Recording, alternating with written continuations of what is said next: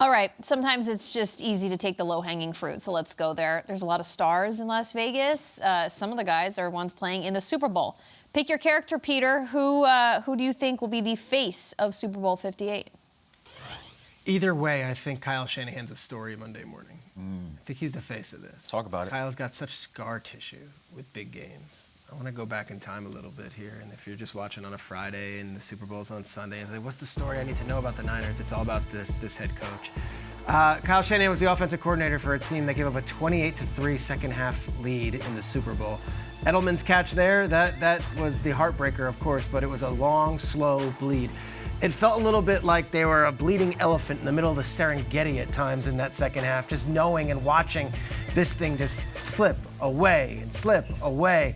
And the Patriots eventually would seize. It's Brady's greatest moment, I would say. It's Kyle Shanahan's low point, unless you go to a couple years later when he's the head coach of the 49ers and they're up by 10 points with 11 minutes left to go in the Super Bowl, and they find a way to squander that league. Now look, 49ers fans will tell you, Nick Bosa was being held on the wasp play. Or they'll tell you, George Kittle, that was not an offensive pass interference, that was a garbage call. Bosa was held the whole game, they didn't call anything. No excuses. You're up 10 points with 11 minutes left in the Super Bowl. Shut the door.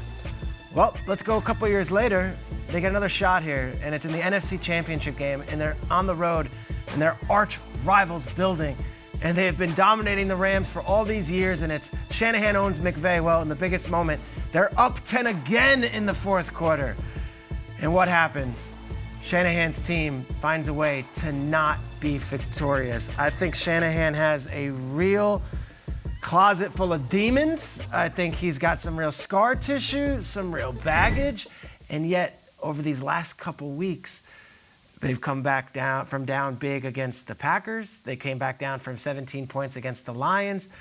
Maybe this thing changes. Either way to me, Monday morning, we're talking about Kyle Shanahan in a big spot. Either A, was he able to finally slay those dragons? Or is it B, another tough one and another absolute monster to put on his shoulder and a boulder that he has to overcome in the future? I think Kyle Shanahan's the face of this Super Bowl. Can he finally get the big one? I'm here to watch it. Legacy game, Kyle Shanahan. Yeah, It is. I agree. Who's your face?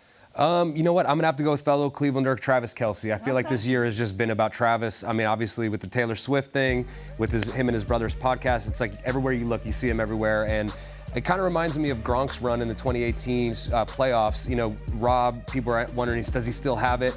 Playoffs come, it turns into playoff Robbie G. He goes insane in the playoffs, and Kelce's done the same thing the last few weeks.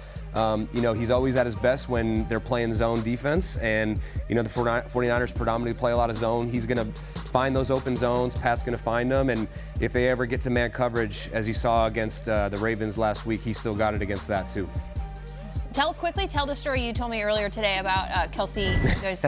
He went to a rival high school of yours? Yeah, he's a little bit younger than me, and after a game a few years back, he comes up to me, he's like, man, you know, I love watching you growing up. And I'm like, Travis, you're like 4 years older than you. Like, he's like, yeah, but you know, when I'm in 8th grade and you're a senior in high school, like I remember going and watching you play, and it was a pretty cool moment for me, you know, because we joked this year, I said, you're Mr. Cleveland right now. You rode shotgun with Brady all those years, and you saw fame and celebrity, but I don't know if it ever hit this level. Are you amazed with how well he's able to compartmentalize and just stay focused on football with all of the eyeballs and all the microscope that he's been on when the Taylor Swift situation began? Yeah, I mean, 100%. I think he's done a tremendous job. Obviously, you know, there's enough stress as it is being an NFL player. I think it helps that he's, you know, the best in his position, and he just goes out and plays. I mean, it's so natural for him, and you see him, and when I'm watching film of these guys, I'm thinking, I've never seen this route concept. And sure enough, you hear him talk about, well, you know, if I just see an open spot, I just turn around and look for the football, which is, you know, that's really backyard football. It's like jazz, really. It is, yeah. And Pat and him are great at doing those things. And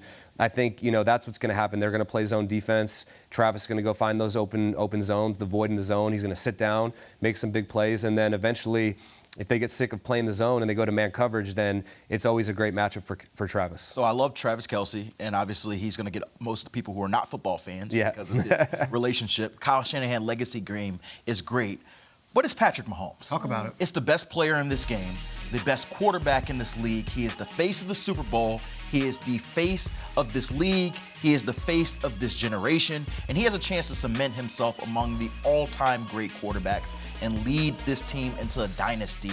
And look, I've got to know Mahomes a little bit covering this league for the years, and he's a genuine dude. He's a perfect face of the league. He's down to earth, the quintessential guy you want to have a beer with. Coors Light is his favorite, and he's a Walter Payton Man of the Year nominee. I've seen the work he's done up close with like the HBCU Legacy Bowl, the Black College Football Group. Like, this guy cares, and he's also an excellent player. 6 years as a starter, 6 AFC Championship game appearances, his 4th Super Bowl appearance. He said he likes winning. If it calls him to be a villain, so be it. He is the hero of this story, not the villain. And I will say this, if Patrick Mahomes wins the Super Bowl, his 3rd title in his 6th season starting, it is him and Tom Brady. That's it. That's the top. They're in the top 2. I love Joe Montana. I love Joe Montana. It's him and Brady.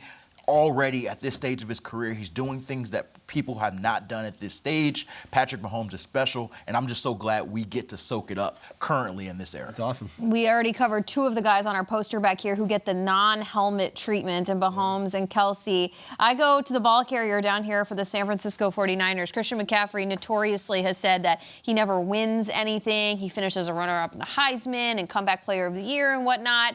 He finally won something last night, and despite competing for a Super Bowl on Sunday, he wanted to get on that stage and thank his teammates in preparation of this weekend. See my teammates, man, I can't even put into words how much I love you guys. This has been the most fun I've ever had playing football. I'm not up here without you. Football is the greatest game on the planet. It's the biggest team sport in the world, and we're so lucky to get to enjoy it. And the fact that I get to go to battle with you guys every week is one of my greatest honors because of the way you guys play football and inspire me every single day. I'm not up here without you. I love you guys. We got one more. Let's go finish it the right way. Appreciate it, guys. There is a historical Shanahan family football connection in this game, parallel to the McCaffrey football. This guy knows what a good football team is like to play on. He knows what it's like to have 52 brothers that go out there and play the game the right way. So for him to say that on a night where he took time out of his preparation for a Super Bowl, I thought was wildly impactful. The 49ers need Christian McCaffrey to play unlike a way he's ever played before on Sunday, I think, to beat the Kansas City Chiefs. He can become the face of the Super Bowl if he plays that way, but also his story. You look back to his time in Carolina, only 2 of the 5 seasons that he played in Carolina did he start all 16 games. That he was riddled with injury. His name was oftentimes met with an eye roll in terms of fantasy football owners who drafted him high and then he got hurt. And to hit that trade button the way the 49ers did a year and a half ago, Peter has told us this great story about how they just weren't sure, and Jed York had to be convinced that he was going to be the guy to push him over the edge. I think he can be. I think he will be, and I'm thrilled for this part of Christian McCaffrey's story. It's probably the greatest in-season trade we've ever seen in NFL history already. Yeah. Right? Already with the numbers he's put on. Right. And I think at this point, if he can get a ring and bring it down, they have not won a Super Bowl since 1994. It's so bad, those fans. McCaffrey might have to lead them there.